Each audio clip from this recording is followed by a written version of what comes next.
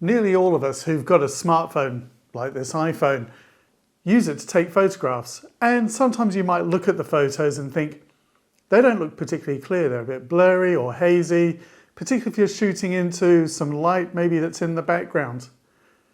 These things come with us pretty much everywhere, and we just handle them and we get our fingers all over the lenses.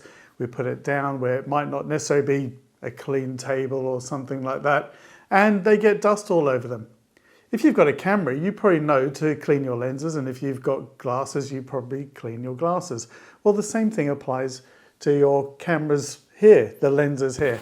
I would just give them a bit of a wipe, maybe on a sleeve or with a tissue or something, anything really, just to get the dirt off of them.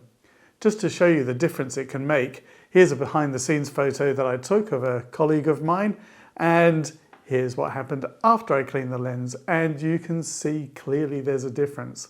So why not give that a try? You'll probably notice it makes a difference to your photos as well.